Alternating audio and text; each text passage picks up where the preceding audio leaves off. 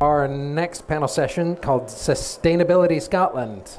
So we have a group of people here who care about the future, and all you people apparently don't care about the future. So, all right, well, that's the way it is. But there are seats up here if you want to come and sit. First I'll tell you who I am. I'm Neil Romanek. I'm editorial director of a new publication called The Flint. That's at theflint.media. And The Flint covers sustainability in the media industry from script to distribution and across all verticals. So sports, esports, gaming, feature films, advertising, everything. Because we found that there's a lot of silos that people have been working in, and we want to be able to create a place where people can have discussions and get out of those silos and share best practice and share information with each other. This session, we will be talking with Stuart, Guinea, who you may have seen on the last training session, who's a studio manager at BBC Studio Works. And we're going to get a really great hands-on look at what it means to try to put together a sustainable facility, and also look at sustainability in the larger Scottish industry. And when we talk about sustainability, I think it's to just even the word sustainability, everybody has a different definition of what that is. You get two people talking about sustainability and you find that they may be talking about two different things. For us, sustainability doesn't mean just environment. Ultimately, it comes down to people and what is going to be best for people in the long run. When you have environmental conversations, you very, very quickly run into people and the well-being of people. So you can't really have a sustainability solution without also having a people solution. And matter of fact, we find a lot of sustainability questions very often are HR questions about how you're going to deal with your workers, how are you going to create a workplace that actually helps people, in not just the people in your workforce, but also the people who are going to be working 20 years down the line. So, Stuart, after that long-winded introduction, Stuart, can you introduce yourself and also just tell us what Studio Works is and what the history of BBC Studio Works is? Yeah, so hello, my name's Stuart Guinea, manager of Kelvin Hall Studio, and I work for Studio Works. So for those of you who don't know, BBC Studio Works are a commercial subsidiary of the BBC. They operate 3 studios in Television Centre. We operate a couple of studios at BBC Elstree, as well as the EastEnders backlot. And we operate 3 studios at Elstree Film Studio. So Kelvin Hall was the first venture outside of London for BBC Studio Works.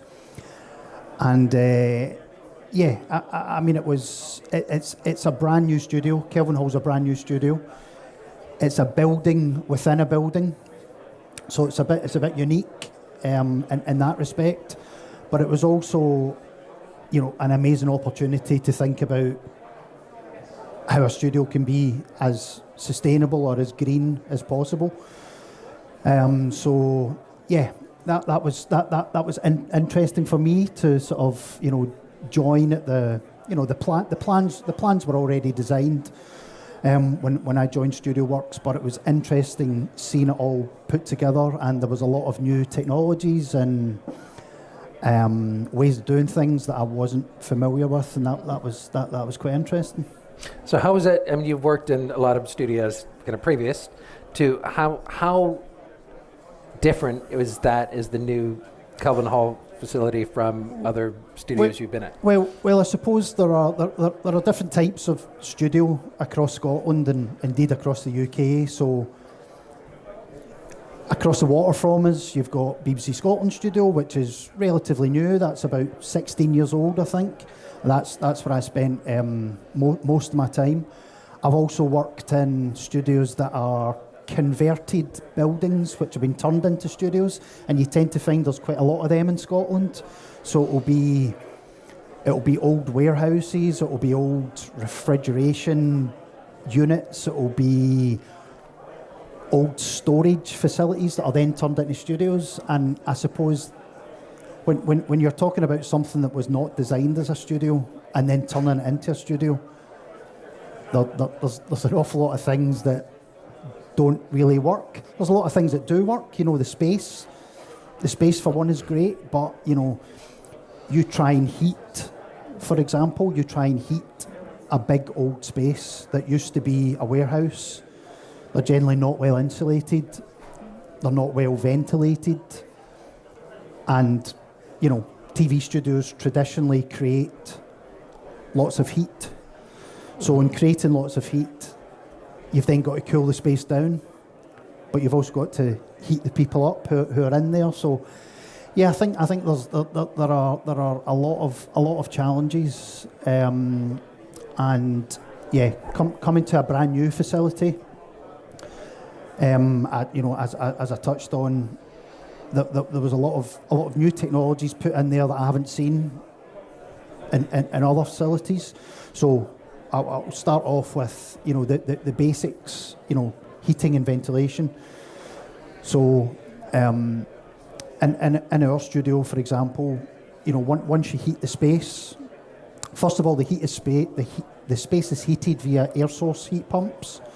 So we've got no gas coming into the building, but the main studio space itself is heated via air source heat pumps. The heat that's then generated within the space and the heat that's generated through equipment and people, etc., in that space, as that's extracted out, there's then heat recovery units which recover that heat, filter that air, and put it back in again. You know, and that was a technology that was sort of new to me. And you know, where's the gas boiler? Mm-hmm. I'm looking for the gas boiler. There isn't one. So that's one aspect of it, is, you know, and a very basic aspect of it is heating and ventilation. Other aspects of the studio is, and not just the studio and the office areas, is lighting. So the studio is completely LED. Office lighting's all LED. Studio lighting's all LED. We purposely did not build a dimmer room, so we've got no space in the studio to put dimmers in, because we don't really want people using tungsten lights in the studio. Mm-hmm. So it's been designed fully for LED. So the now you had participated this year in the Studio Sustainability Standard, yep, which is Albert. So Albert is an organization that I used to work for that is part of BAFTA. Some of you may have heard of it, but it's the kind of the main film and TV sustainability organization in the UK and in the world.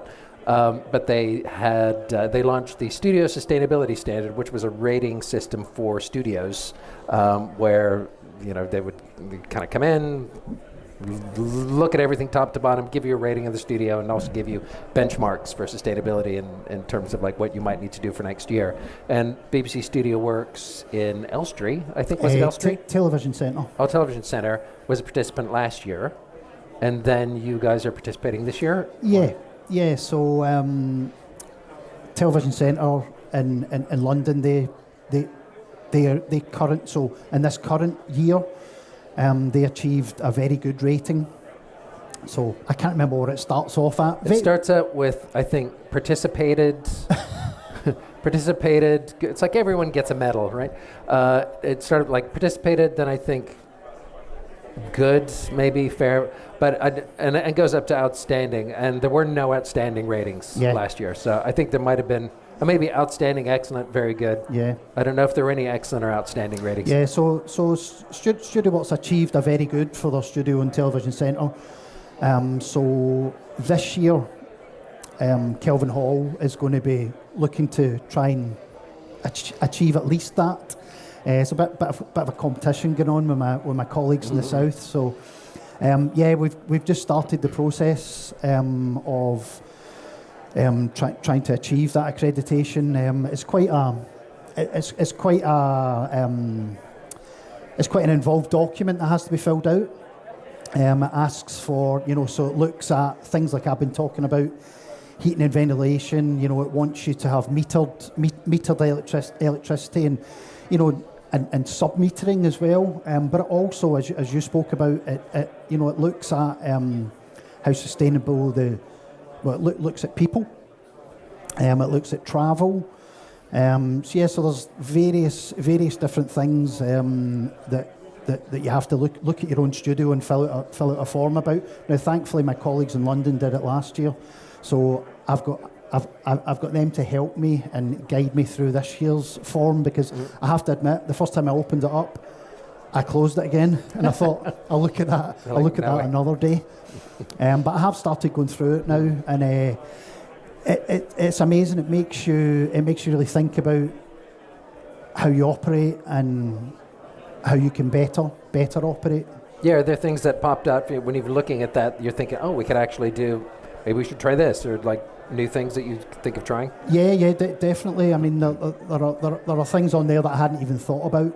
To be honest with you, so I know already that we're not going to achieve the gold star, because there are things in there we're not doing, but it gives us something to strive for next year, if you know what I mean.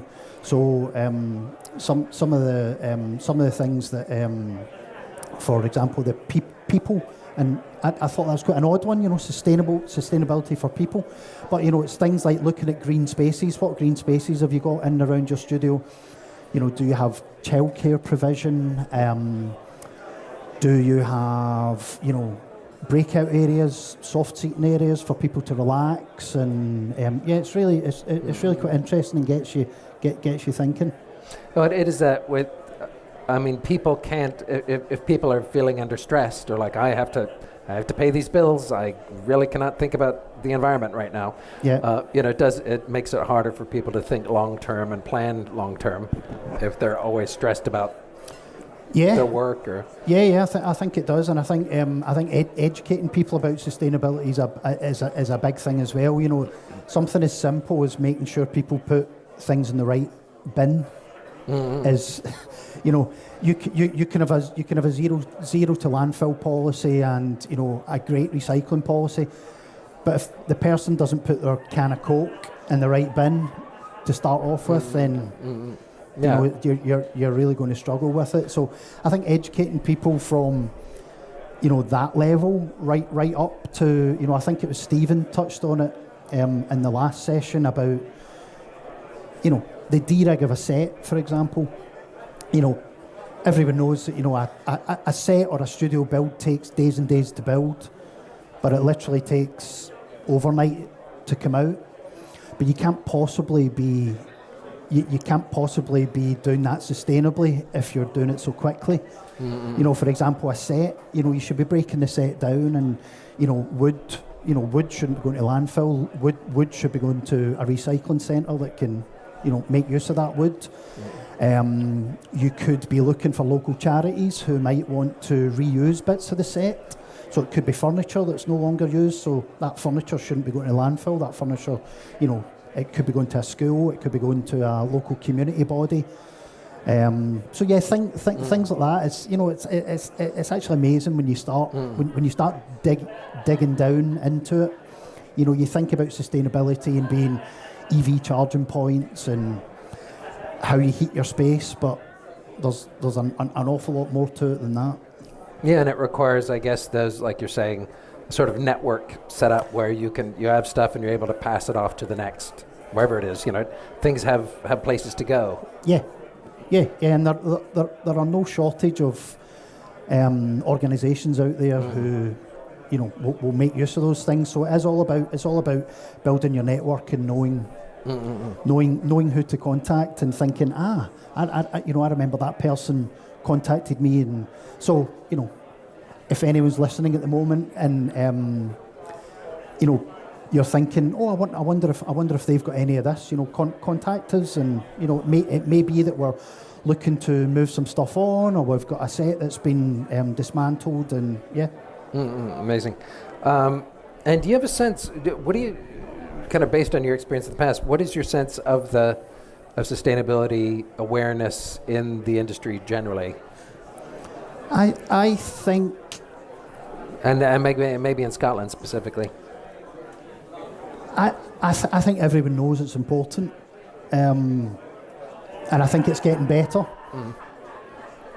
I think, for example, 10 years ago, it was a bit of a box ticking exercise. I think it's no longer a box ticking exercise. I think people do take it very seriously now, but it needs for everyone to take it seriously. So we're a studio facility, and clients come in and work in our studio. You know, we need our clients to take it seriously as well. You know, we can't do it on our own. So you need that buy-in from, you know, contractors that are coming in, from clients who are coming in using your studio. You need the buy-in from everyone, and I do get that there is that buy-in now.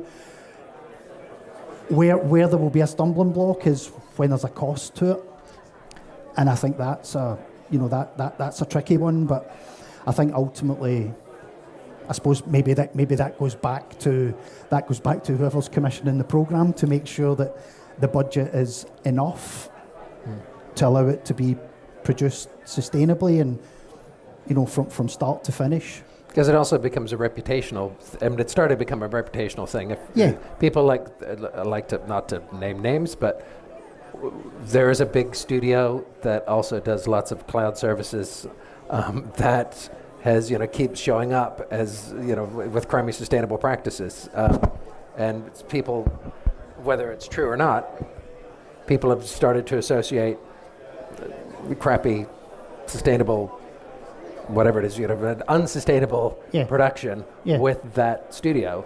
And it can happen very quickly. So it becomes something that people as a reputational level, I think, have to stay on top of. But I mean, I think most studio operators, most studio operators in Scotland do take it very seriously.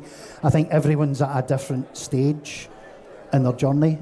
You know, it's you know, as I said, you know, we're very lucky in that we're in a brand new facility. But if you've got a facility that is in essentially a big tin shed, you know, it's going to have its challenges financially. Well, are you also, so you said that, you know, productions will come in, obviously they're using your space and using facility. Are you kind of educating them, or what is it that they need to bring to the space to be sustainable? Well, an example of how StudioWorks are trying to educate is, I think it was the turn of the year this year, StudioWorks declared that they would no longer hire out tungsten lamps to production teams. So, you know, you would hire out the studio would come with a percentage of lamps already in the rig, and that would be kind of included in the price of the hire. Well, we've taken them out, and we've said that we're no longer supplying them, and the reason for that was sustainability. I mean, these lamps are old. They cost a lot of money to maintain. They cost a lot of money to run because they are very, very inefficient. So that was a message we put out. It didn't go down particularly well with anyone. You know, it didn't go down well with production teams because ultimately it was going to cost them more money to hire in a more efficient fitting to replace it. You know, it didn't go well with lighting directors because, but we've used that type of light for 35 years. However, we don't really get complaints about it anymore because it's just, that's the way it is now, and you know, we hope that other studios will follow suit, because it's the only way you'll get change really, is if more people join in and say, well, do you know what, that's actually really good practice, and we'll do that as well.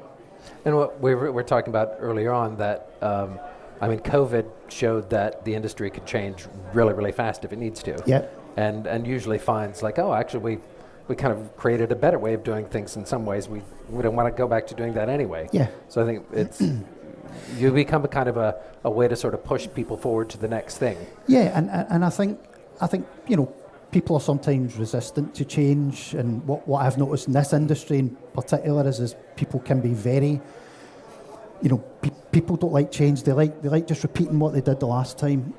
But often when change is imposed is a bit of a strong term, but when when they go through a period of change and it works, they don't want to go back. They're then very happy to continue down the new route. So yeah, I think everyone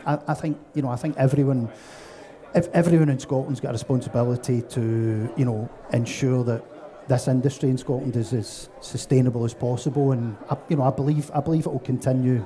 It will continue down that path, and I hope Scotland can lead the way. Great. Questions? Oh wait, we don't have a mic. Do we have the mic? Our lovely assistant Matt will be coming along with the mic.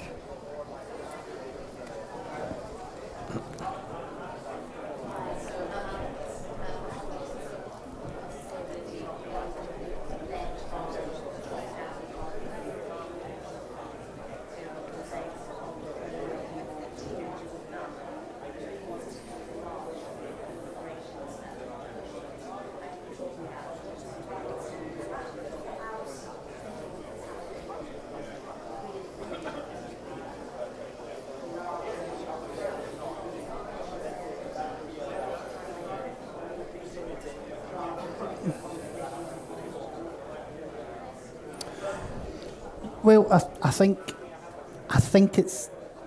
I know BBC and ITV insist on new commissions meeting Albert accreditation. I think I'm right in saying that. Yeah. So I suppose that's one way that the broadcasters, I suppose, are doing that. The streamers, I'm not. The streamers are doing some, because I know that streamers are.